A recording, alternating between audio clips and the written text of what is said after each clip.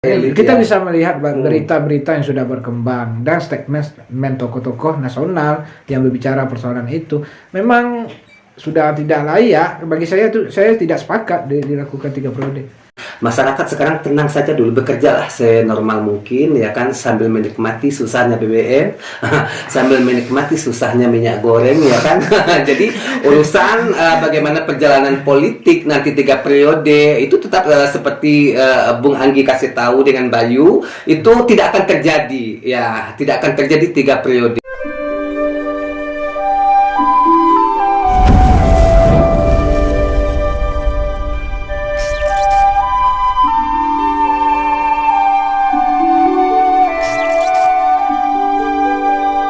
Selamat malam, masih bersama kami AN Podcastnya Anak Negeri bersama Mbak Yu. Malam ini kita akan membicarakan topik di mana terjadi aksi mahasiswa seluruh Indonesia tanggal 11 April 2022 yang kita tahu yang mana fungsi daripada mahasiswa adalah memberi kontrol sosial di tengah masyarakat apabila dirasakan adanya ketidakadilan sosial ekonomi yang tidak berpihak kepada masyarakat. Itulah fungsi daripada mahasiswa, memberi kontrol dan menyampaikan aspirasi kepada partai politik, bangsa dan negara. Malam ini Mbak Yu sudah kedatangan tamu yang istimewa, yang mukanya sudah tidak asing lagi, baik di media daerah, bahkan sampai di provinsi, malang melintang juga keluar masuk di nasional, aktivis yang terkenal di Kabupaten Kerinci dan Kota Sungai Penuh, Bung Anggi. Ya. Selamat malam Bung, sudah hadir di podcastnya Anak Negeri. Satu kehormatan buat kami sudah hadir di sini untuk berbagi pengalaman dan juga melihat perkembangan yang terjadi kisruh yang beberapa hari belakangan ini tanggal 11 April 2020. Bagaimana Bung Anggi melihat aksi yang di jalanan tadi dari kacamata seorang aktivis? Sebelum kita berbicara lebih lanjut, kita ingin tahu juga siapa sebenarnya Bung Anggi. Bung Anggi, bisa diceritakan kepada penonton setia daripada podcastnya Anak Negeri, siapa Bung Anggi sebenarnya ini? Masyarakat bertanya di luar sana. Jadi bingung juga nih Bayu, jawabnya gimana nih? Enggak, soalnya Bung Anggi ini kan sudah familiar sebenarnya, ya kan, sudah nggak asing lagi baik di media online, ya kan. Kalau bicara tentang Mas Anggi, orang udah tahu gerakannya Mas Anggi, ya kan. Jadi malam ini kita akan mengkupas di podcastnya Anak Negeri. Kita ini yang hadir dari sebuah pelosok desa, Mbak Yu. Ya, saya aslinya dari desa Simpang Tiga Rawang, Kecamatan Hamparawan, posisinya Kota Sungai Penuh, Mbak Yu. Kota Sungai Penuh, ya. Mas Anggi, sengaja kita undang ke sini untuk melihat bagaimana dari kacamata seorang aktivis, ya kan. Mas Anggi juga sudah pernah membuat gerakan-gerakan yang kita tahu, ya kan. Gerakan-gerakan Mas Anggi itu terkenal juga di masyarakat, baik gerakan sosial, ya kan, gerakan apa saja. Kalau soal gerakan, Mas Anggi sudah tidak diragukan lagi. Bagaimana Bung Anggi melihat gerakan teman-teman mahasiswa yang terjadi di Kabupaten Kerinci dan Kota Sungai Penuh tanggal 11 April kemarin? Wah, itu saya sangat mengapresiasi, Mbak Yu. Iya. Kenapa? Itu adalah sebuah gerakan yang tidak punya yang dirindukan. Mungkin di Kabupaten Kerinci Sungai Penuh itu masyarakat sudah merindukan, pejabat negara, pejabat daerah itu sudah merindukan sebuah gerakan aktivis. Karena sudah lama tidak dilakukan. Konteksnya kenapa terjadi sebuah gerakan itu tentu ada sebuah pertanyaan di sini, Mbak Yu. Iya, betul.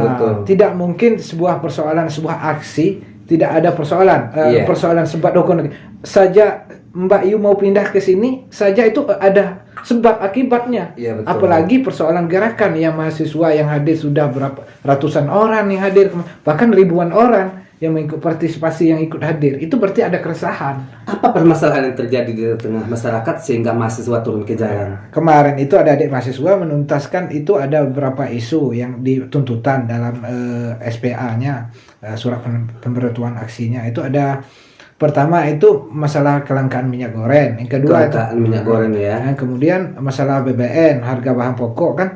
Kemudian ada lagi persoalan perpanjangan perpanjangan masa periode presiden, kemudian ditundanya Pemilihan presiden ya. Pemilihan presiden, baik pemilihan yang lain pemilu. Mas Anggi, kita tahu terjadinya aksi di jalan oleh teman-teman mahasiswa ya kan, tentang adanya isu daripada 3 periode Presiden Joko Widodo. Ini kan masih isu, masih opini yang digulirkan. Jadi mengapa sedemikian rupa terjadinya aksi sementara ini masih isu sebenarnya? Masyarakat kan ingin tahu, kok isu ditanggapin ya kan, turun di jalan sekian ribu mahasiswa turun di jalan sebenarnya. Oh, gini Mbak Yu. Ini bukan persoalan isu kalau bagi saya nih Mbak Yu. Saya kacamata saya melihat ini bukan persoalan isu.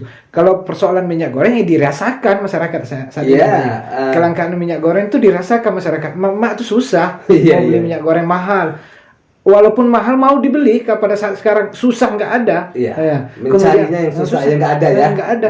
Kemudian persoalan BBM bisa kita rasakan sekarang ini. Contohnya di kota Sungai Penuh, itu ada beberapa pom bensin itu sangat ngantri minyak tuh, ngantri dia sampai kilometer ya mobil antri. Ngantri.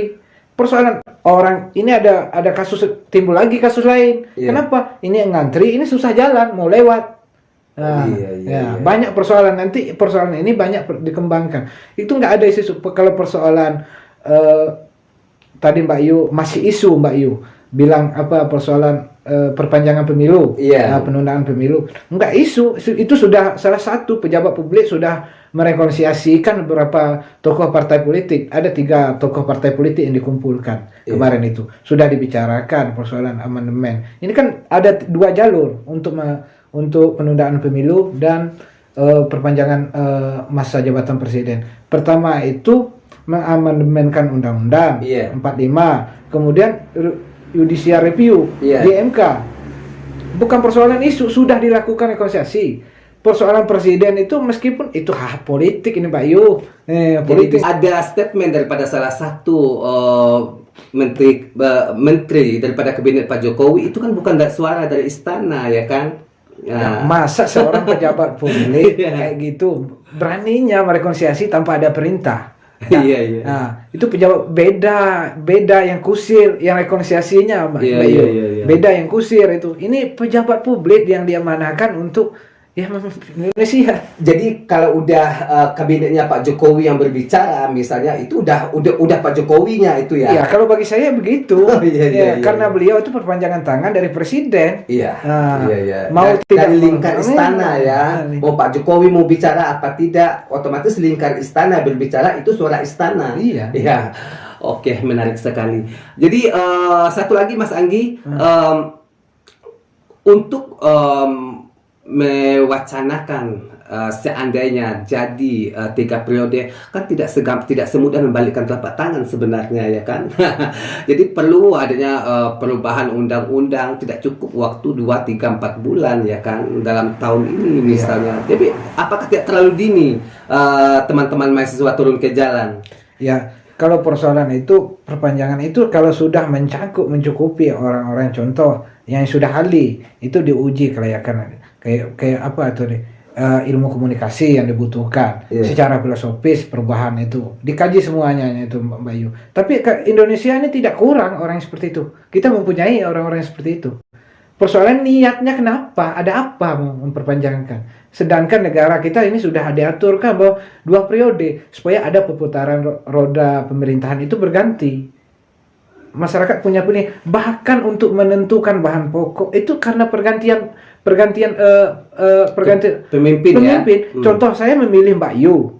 Nah, saat ini presidennya Jokowi. Contoh Mbak Yu mencalon presiden. Karena saya memilih Mbak Yu untuk periode ketiga karena saya di sanalah PR Mbak Yu yang merubahkan harga semuanya, persoalan ekonomi rakyat Republik Indonesia ini. Apa ada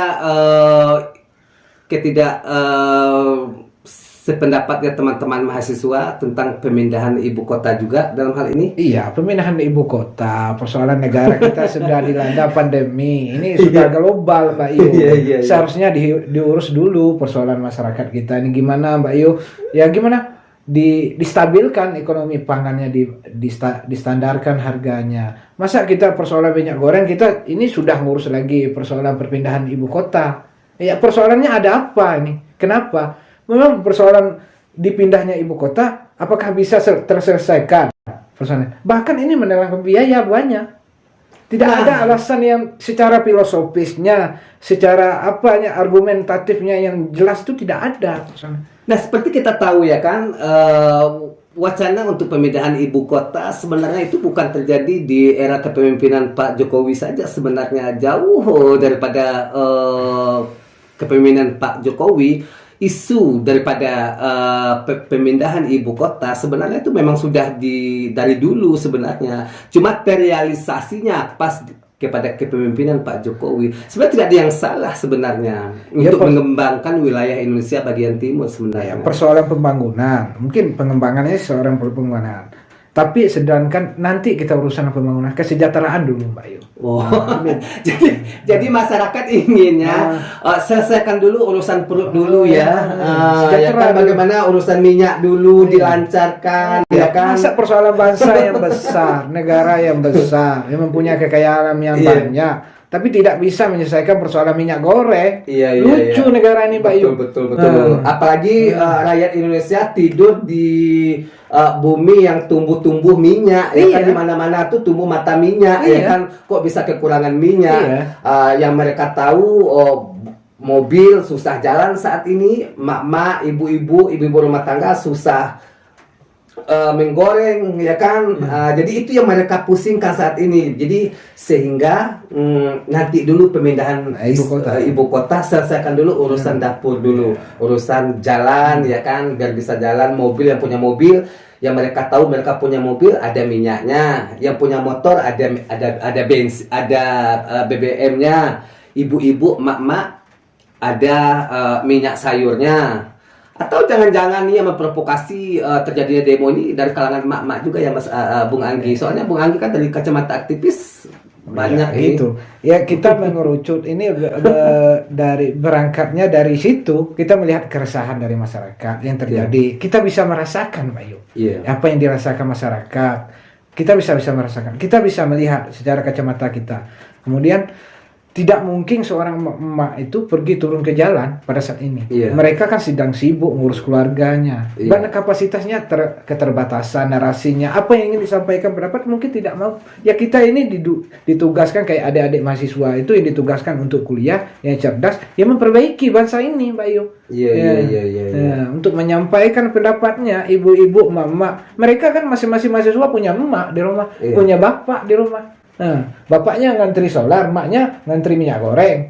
Berarti mereka merasakan dihimpunkan sebuah aksi. Makanya terjadi sebuah gesekan kayak gini ini persoalan-persoalan, makanya terjadi sebuah aksi. Nah, keadaan yang terjadi saat ini di Indonesia, ya kan, kelangkaan BBM dan juga kelangkaan minyak sayur.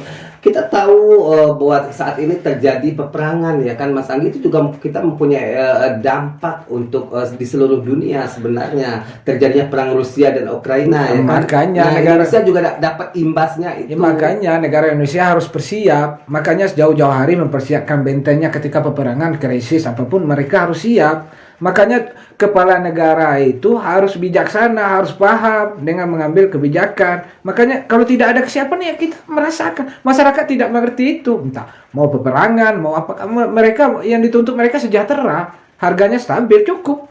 Nggak ada tuntutan lain, Mbak Yu. Oke, sebenarnya masyarakat ingin, ya kan, mau terjadi kisruh apapun di dunia ini, yang mereka tahu di Indonesia adalah lahan minyak, ya kan, apalagi di Indonesia, ya kan, terkenal dengan penghasil minyak sawit terbesar ya, Bung Anggi. Otomatis mereka tidak percaya kelangkaan itu bisa terjadi, otomatis resah, ribut terjadi di masyarakat.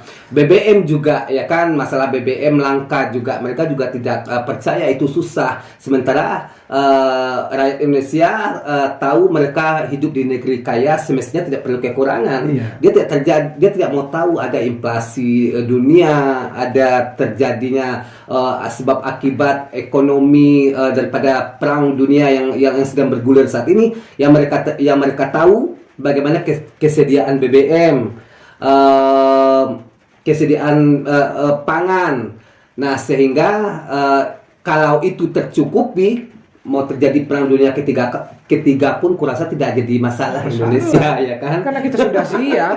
Iya, masyarakat sebenarnya tidak mau mau ambil pusing ya kan, mau terjadi pun perang dunia ketiga, asalkan hasil pangan pokok, sandang, apa segala macam itu tercukupi di Indonesia, aku rasa akan aman ya Mas Andi Ini ya. nggak ada persoalan. Persoalan negara yang besar harus disiapi benteng-benteng seperti itu, Mbak Yu. Iya, Jangan, iya. bukannya kita kekurangan SDM, tapi ya orang itu permainan. Ini bentuknya kapitalis yang bermain di sini. Kalau kacamata saya melihat, kenapa? Ini pedagang yang memperjualkan minyak goreng. Iya. Nah, persoalan yang jadi imbasnya Masyarakat kecil masyarakat. ya. Mereka Iya. cari uang, hanya seberapa orang yang diuntungkan, sedangkan orang banyak yang kita rugikan. Iya, iya, iya. Nah, makanya harus ada tugas pokok kementerian yang untuk Indonesia ini berapa diatur minyak, berapa sekian. Maka persediaan minyak itu harus jelas, Mbak. Iya, Tiap iya. daerah misalkan berapa ton, di sini berapa ton, daerah di sini jelas nggak ada kebutuhan itu. Sudah punya list masing-masing kita. Iya. Sudah Ini seperti sudah di skenario ya. Iya, ini nampaknya minyak sayur langka, BBM langka, otomatis masyarakat ini tidak nyaman dengan keadaan ini. Iya. Mas Anggi, sebegitu takutnya teman-teman mahasiswa dengan 3 periode, ada apa sebenarnya? Ya kan, sebegitu takutnya teman-teman mahasiswa dengan 3 periodenya, sementara itu kita tahu masih wacana. Mengapa sedemikiannya? Ini ada pergulirannya Orde Lama, Orde Baru, Mbak Yu. Kita harus melihat dari beberapa sejarah, rekor sejarah. Itu ada senior kita, contohnya aktivis 98 mengubah dari sudah menjadi demokrasi negara Republik Indonesia ini, mempertahankan. Makanya digantinya dengan 2 periode itu, maka ada pergantian pemimpin. Di sanalah masyarakat mengantungkan harapan. Ketika mereka tidak suka, mereka bisa menukar pemimpin. Mereka merasa resah dengan pemimpin, mereka bisa menukar dengan jalur hukum seperti konstitusional 2 periode. Iya. Ini sudah 3 periode, mau bicara apa lagi? Masyarakat tidak punya kapasitas. Sedangkan mereka yang bisa cuma nyoblos, menggantungkan harapan, kayak gitulah Mbak Yu. Iya. Ya persoalan wacana, enggak ada wacana, itu memang sudah diatur kan, sudah dinegosiasikan persoalannya tuh Mbak Yu. Sudah ada lobby-lobby politik ya, sudah terjadi di tingkat elit. Iya, di tingkat elit. Kita ya. bisa melihat berita-berita yang sudah berkembang dan statement tokoh-tokoh nasional yang berbicara persoalan itu memang sudah tidak layak. Bagi saya tuh, saya tidak sepakat dilakukan 3 periode. Nah, untuk anak negeri sepertinya dari kacamata seorang aktivis ya kan, kalau tidak ada asap otomatis nggak mungkin lah ada apinya ya kan. Kalau nggak ada api nggak mungkin lah ada asapnya. Kalau tidak ada isunya, wacana ya kan, kalau tidak ada rencana untuk 3 periode, nggak mungkin lah teman-teman mahasiswa ribut. Ini sudah pasti sudah ada diisukan ya kan, sudah ada rencana Iya, ya kan. rencana. Iya. Jadi seandainya terjadi 3 periode, tetap teman-teman mahasiswa senusantara Indonesia tetap akan menolak. Iya, bagi saya merujuk kepada adik-adik saya tetap lakukan demonstrasi apabila malah dikontrol. Makanya disuruh setiap fraksi yang ada di DPR itu bikin kesepakatan. Kalau bagi saya untuk mengamankan sebuah persoalan ini, kesepakatan negara. Ini kan cuma statement presiden bahwa ketika 3 periode dilanjutkan, maka itu orang ini mau menampar saya, memalukan saya, atau tidak ada tawar-menawar bahwa 24 Februari besok kita akan melakukan pemilihan presiden, melakukan pemilu 2024. Itu kan sudah dikeluarkan statementnya. Tapi kita sebagai mahasiswa kaum intelektual Indonesia ini bukannya harus membentengi bahwa bikin setiap fraksi yang ada di DPRI, di parlemen di sana itu bikin kesepakatan bahwa di MUU bahwa mereka tidak akan bikin perjanjian. Harus berani Mengawal ini ya. berani mengawal 3 periode mengawal, bikin petisi, mengawal. Harus dikawal persoalannya Mbak Yu. Nah, jadi untuk anak negeri nggak usah cemas ya kan. Menurut dari kacamata teman-teman aktivis di kalangan mahasiswa tetap mengawal ya kan, tetap mengawal tidak terjadi 3 periode. Nah, kita diminta untuk tenang ya kan. Masyarakat sekarang tenang saja dulu, bekerjalah senormal mungkin ya kan, sambil menikmati susahnya BBM, sambil menikmati susahnya minyak goreng ya kan. Jadi urusan bagaimana perjalanan politik nanti 3 periode itu tetap seperti Bung Anggi kasih tahu dengan Bayu, itu tidak akan terjadi ya, tidak akan terjadi 3 periode. Terjadi Mbak Yu, bisa terjadi itu Mbak Yu. Tidak Bung Anggi, sepertinya Pak Jokowi juga sudah di istana, di beberapa media online baik cetak, Mbak Yu juga lihat ya kan, beliau juga tidak mau 3 periode. Tapi kalau diminta dia mau. Kalau diminta dia 3 periode lagi, dia mau. Tapi kalau diminta ya kan harus dikawal ini Mbak. Tapi kalau dia diminta dia mau. Tapi kalau mahasiswa itu tidak mau lagi ya kan. Nah, jadi terjadi kontradiksi di tengah masyarakat. Mudah-mudahan Indonesia tetap aman ya kan, mau 3 periode kayak mau 4 periode kayak, yang penting BBM lancar Bung Anggi, itu yang diminta masyarakat saat ini.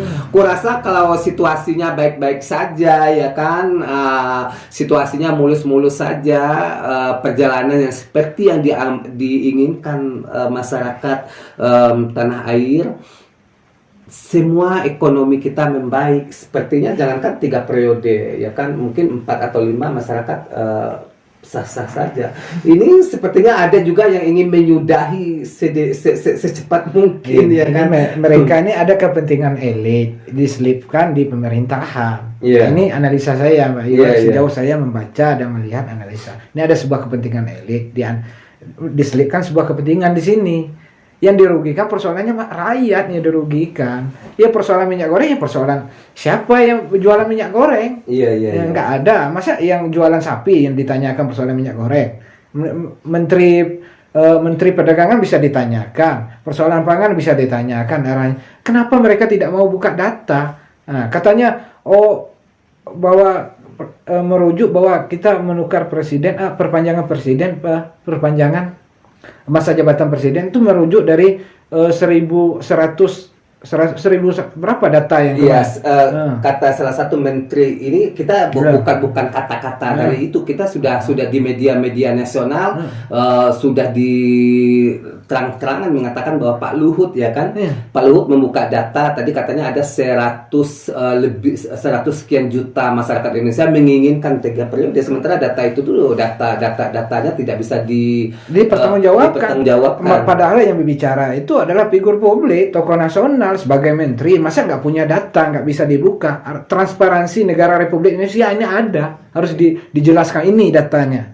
Dari survei apa, dijelaskan kepada masyarakat supaya masyarakat mengerti. Ini tidak mau, kata kita merujuk lagi ke yang dibicarakan oleh Bang, tadi ada seorang politisi PDI yang mengatakan bahwa itu hoax itu. Data asal-asalan, basing aja kepentingan dia. Jadi di beberapa partai politik pun daripada Pak PDIP Perjuangan ya mengatakan itu datanya juga tidak bukan dari data dari istana. Itu data pribadi sebenarnya. Jadi masyarakat itu tidak usah terlalu ribut-ribut. Nah, ya kan jadi terjadi demo nih masyarakat kan terjadi demo yang seperti ini, apalagi bulan puasa juga kan. Jadi kita minta juga lah pemerintah itu ya kan, nantilah isu 3 periode. Sekarang minyak sayur dulu lah ya kan. Bagaimana emak-emak tuh bisa menggoreng, apalagi bulan puasa saat ini ya kan. Sopir-sopir truk itu bisa jalan untuk ngantar sayur. Kadang-kadang apalagi di Kabupaten Kerinci dan Kota Sungai Penuh terkenal dengan penghasil sayur Bung Anggi ya kan. Belum sempat sampai ke Jawa, belum sempat sampai ke Lampung, 1 truk mobil itu busuk. Jadi udah berapa kerugian itu? Antri di pom bensin. Itu kan korban, Pak ya. Masalah pom bensin ada di Kerinci dan Kota Sungai Penuh, beberapa pom bensin. Memang apa yang salah dengan Kerinci dan Kota Sungai Penuh ini? Apa ketersediaannya yang tidak mencukupi? Atau memang stoknya betul-betul yang nggak ada nih, jadi masyarakat jangan ribut nih, ya kan? Ya harus kita salah satu yang bisa persoalannya menegur, memerintahkan untuk pejabat negara untuk melaksanakan. Ini harus ada inisiatif, persoalannya harus diselesaikan. Itu makanya ketika persoalannya belum selesaikan, maka kita akan terus turun ke jalan menyampaikan aspirasi kita. Sejauh mana aspirasi kita tetap berjalan. Persoalannya mereka bekerja itu bukan urusan kita. Mereka kan kita gaji untuk bekerja. Ya, persoalannya mereka kita pilih, kita gaji untuk bekerja. Nah, persoalan kerjanya gimana itu bukan urusan kita, Mbak Yu. Persoalannya harus diatasi. Persoalannya yang penting masyarakat punya mobil bisa ada minyaknya. Ke pom bensin ngisi minyak. Yang punya motor mau kuliah, mau ke sekolah ya kan, ada itu. Persoalan bensin langka, masyarakat tidak mau tahu itu. Tidak perlu. Karena kita sudah mengamanahkan pejabat negara untuk memimpin kita. Persoalannya menarik. ada. Iya, menarik sebenarnya kalau berbicara dengan mahasiswa ya kan. Jadi kalau mahasiswa dia tidak tahu tentang negosiasi politik, yang dia tahu bagaimana masyarakat bisa makan, masyarakat bisa tidur dengan nyenyak, ya kan? Bagaimana mereka bisa hari ini mereka bekerja. Itu yang mereka tahu, yang mereka inginkan, jalan yang mereka lewati bagus, ya kan? Jadi dampak sebab akibat mereka tidak tahu. Yang penting pemimpin bekerja, itu yang diinginkan mahasiswa sebenarnya. Bung Anggi, terima kasih banyak sudah hadir di podcastnya Anak Negeri. Mudah-mudahan apa yang minta ataupun apa yang ingin disuarakan oleh teman-teman daripada gerakan mahasiswa dan juga aktivis-aktivis didengar oleh pemerintah Indonesia. Oke, baik. Terima kasih. Oke.